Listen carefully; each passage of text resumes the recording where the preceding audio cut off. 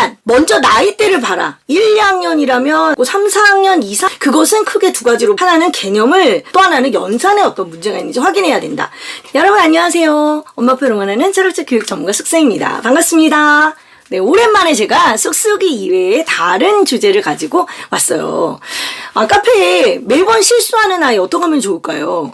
선생님 저 고민 있어요. 그랬는데 보니까 다 그런 류야. 그래서 제가 이게 누구 한 사람의 고민이 아니고 같이 좀 나눠봐야 되겠구나 싶어서 제가 영상을 찍게 됐어요. 실수라고 하는 거는 되게 잘하는 건데 어쩌다 뭐를 잘못하는 거, 이런 거 우리가 실수라고 얘기하잖아요. 그죠? 이런 거 왜 할까요? 일부러 내가 실수하려고 하는 걸까요? 그건 아니겠죠? 네, 1, 2학년 친구들 같은 경우에는 아직 주의 집중력이 그렇게 크지 않아요. 그래서 아이들이 시험을 보거나 문제를 풀거나 할 때 문제 우리가 하나만 푸는 게 아니잖아요. 보통은 한 3, 40분 이상의 시간 동안에 걔가 문제를 푼단 말이죠. 근데 아이들이 집중력이 그렇게 길지가 않아요. 5분, 10분? 중간에 자꾸 집중력이 끊어진단 말이죠. 그럴 때 아이들이 실수할 수 있어요. 충분히 그럴 수 있다. 그러니까 1, 2학년 때 하는 실수에 대해서는 너무 의미를 부여하지 마라. 얘가 개념을 알고 수학을 재밌게 하고 있다면 나중에 충분히 수정이 되겠지라고 그냥 생각을 하시면 되는 거예요. 그런데 이제 3, 4학년 이후에 이제 실수를 하는 애들 같은 경우에는 연산을 실수하는 친구들이 있고요. 그냥 개념을 몰라서 실수하는 친구들이 있어요. 그걸 잠깐만 예를 들어서 보여드릴게요. 3학년 이후에는 아이들이 이제 새로운 수학 개념을 배우는 경우가 되게 많잖아요. 근데 그 개념의 특징들이 되게 복잡해진단 말이죠. 복잡하고 기존에 있던 개념을 끌어와서 써야 되고, 그러니까 단계가 많아지는 거예요. 아이들 머릿속에서 많은 단계들이 이루어지는데 이 단계를 연결하는 과정 중에 얘가 연결이 잘 안 됐어. 그래서 그게 조금 개념 자체가 부정확하게 머릿속에 자리를 잡으면 이런 건가? 저런 건가? 상황에 따라서 아이가 생각을 다르게 할 수 있겠죠. 그럴 경우에 이제 실수가 생길 수 있고요. 그 다음 또 하나는 연산에 문제가 생길 수 있겠죠. 두 자리까지의 연산은 세로셈도 복잡하지 않고요. 얘를 가로셈으로 끊어서 생각하는 것도 복잡하지 않기 때문에 연산을 쉽게 생각해요, 아이들이. 그런데 3학년 이상이 됐을 때는 이제 수에 대한 훈련이 많이 안 된 친구들 같은 경우에 연산의 어려움을 호소할 수 있어요. 네. 세 자리 이상이 나오기 때문에. 곱셈 같은 경우도 두 자리 곱하기 두 자리까지 하게 되거든요. 3학년 2학기까지. 그러면 당연히 연산의 실수가 더 늘어나겠죠. 과정이 복잡해지니까. 나누기도 마찬가지죠. 이미 구구단이 몸에 배어 있어야지 이런 데서 실수가 없는데 구구단에서도 또 실수가 있을 수 있어요. 그러니까 실수할 수 있는 포인트들이 점점점 늘어나는 거죠. 이해 가시죠, 여러분? 자, 잠깐만 제가 예를 들어서 보여드릴게요. 564 더하기 753 이런 수를 두 개를 더한다고 해보세요. 세로셈만 계산할 줄 아는 아이들 같은 경우에는 얘 다 따로따로 봐요. 얘네를 다. 이거 하나 더 많아졌다고 뭐가 그렇게. 네, 되게 복잡해져 아이들 머릿속이. 뇌에서 어떤 일이 일어난다고 얘기를 하더라고요. 제가 거기까지는 잘 모르니까 말씀 못 드리겠지만 아무튼 두 자리하고 세 자리하고는 아이들이 머릿속에 인식하는 과정 자체가 다르단 말이죠. 이런 걸 가로셈을 많이 해봤던 애들이 있어요. 그런 애들 같은 경우에는 얘를 이렇게 잘라서 생각하는 경우가 되게 많아요. 그래서 64하고 53은 통으로 생각하는 거죠, 그냥. 그럼 얘가 이렇게 117이네, 이렇게. 그리고 나머지를 얘를 받아 올리면서 13. 그럼 얘 같은 경우에는 세 자리 더하기 세 자리지만 마치 두 자리의 덧셈과 같은 그런 착각을 할 수 있게 되는 거죠, 뇌가. 어떤 말인지 아시겠죠, 여러분? 그러니까 수를 분해할 줄 아는 아이들 같은 경우에 자릿수가 많아도 그 자릿수를 많게 느끼지 않을 수 있다는 얘기죠. 네. 곱하기에서도 마찬가지예요. 제가 35 곱하기 28 이런 걸 만약에 해볼게요. 그럼 보통 우리가 세로셈을 하게 되면 58에 40에 4 올라가고 38에 24에 28. 자, 이거 제가 아무렇지도 않게 했지만 처음 곱셈을 배우는 애들한테 58에 40하고 4가 올라갔는데 38에 24에다가 이 4를 더해서 여기까지 쓰는 거, 이것도 복잡한데 이 상황에서 5, 20 얘를 또 여기에 해놓고 올라가고 이게 너무 복잡한 거야. 그럼 우리는 어떻게 하냐면 연습을 많이 시켜서 얘를 잘하게 만들잖아요. 그죠? 그러니 애들이 연산이 재밌겠어요? 내가 잘 모르는데 그걸 연습 많이 해서 자기가 잘하게 할 때까지 하는 거잖아. 그죠? 실수가 생길 수밖에 없는 거예요. 이렇게 더할 때 실수 생길 수 있고, 이렇게 교차할 때 실수가 생길 수 있고, 이런 지점들이 점점점 많아진다는 얘기지. 내가 이런 걸 할 줄 알아요. 만약에 35하고 28이 있는데 내가 수를 쪼갤 줄 알아. 근데 여기 자세히 보니까 35로 끝나면 재미없는데 얘가 2개면 70이잖아. 그죠? 그럼 내가 계산하기 좀 쉬울 텐데 이런 생각을 할 줄 안다면 걔가 그럼 얘를 2하고 14로 쪼개면 되죠. 없는 2가 어디서 나올 수가 없으니까. 그래갖고 이렇게 해갖고 얘를 70하고 얘가 14가 되잖아요. 그러면 어떤 일이 생기느냐. 얘가 몇십 곱하기 몇이 되잖아요. 그러면 마치 7하고 14를 곱하는 것과 같은 효과를 갖게 된다는 거죠. 10배는 쉬우니까. 그렇게 된다는 거예요.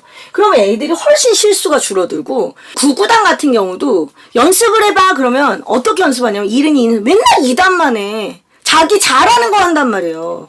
그게 아니고 아이들이 정말 많이 틀리는 데는 정해져 있어요.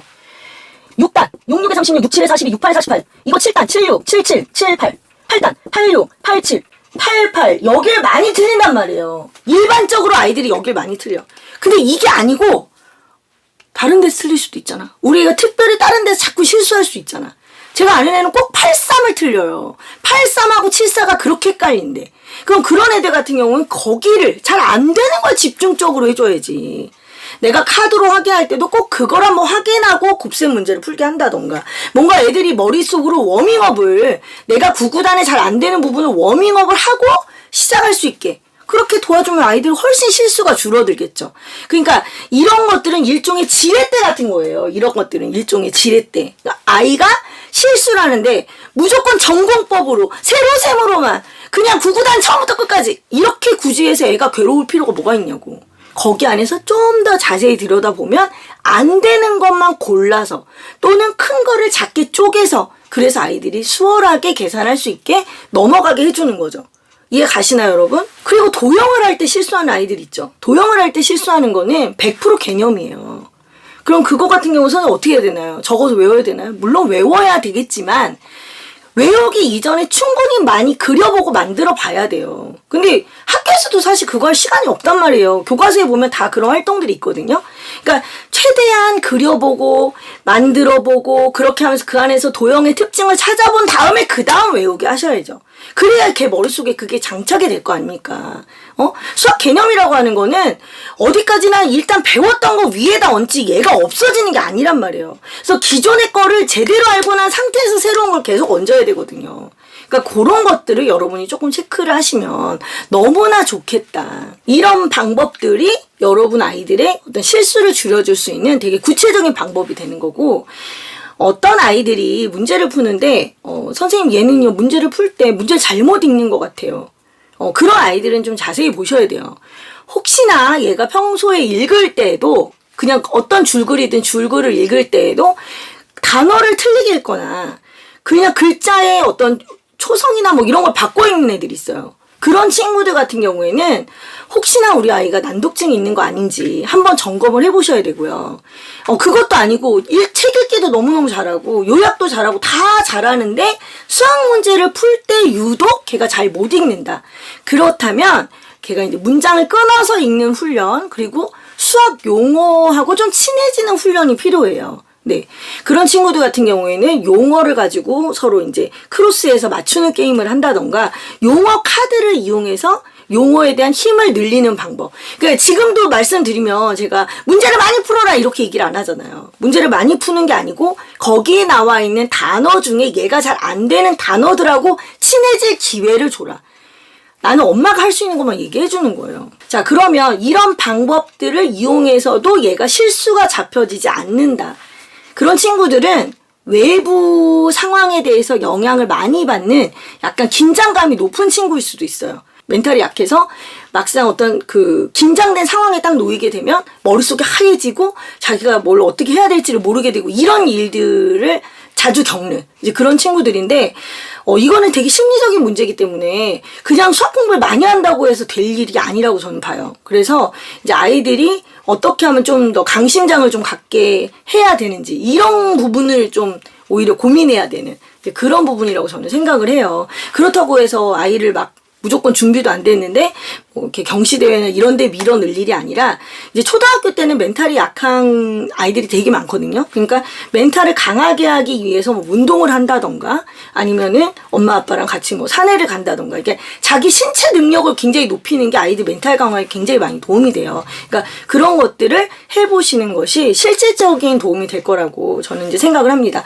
자, 제가 오늘 이제 실수를 줄일 수 있는 여러 가지 방법에 대해서 말씀을 드렸어요. 근데 이제 저의 말하는 스타일이 뭐 첫째는 뭐고 둘째는 뭐고 이게 좀 잘 안 돼서 아마 정리가 좀 안 되실 수도 있는데 제가 얘기한 것들을 다시 한번 이렇게 좀 정리를 해보면 개념을 잘 모른다면 걔가 그 개념에 나와 있는 용어와 또는 그 내용과 친숙해지기 위해서 많이 만들어보고 그려보고 그걸 가지고 용어를 써봐야 되고 활동을 많이 해봐야 된다. 이제 이거를 말씀드린 거고 그리고 또 하나는 연산을 자꾸 아이가 틀린다면 그거 같은 경우는 큰 수는 쪼개는 방법을 아이가 알아야 되고 세로세모로만 무조건 하지 말고 그걸 가로로 뜯어서 보고 도형으로도 그려보고 이런 다양한 방법을 아이가 좀 취해볼 수 있어야 되고 구구단을 자꾸 틀린다면 구구단에서도 특히 어떤 부분이 잘 안 되는지 그 부분을 집중적으로 연습해야 되고 이렇게 작게 쪼개서 연습하는 방법을 말씀을 드렸죠. 그죠?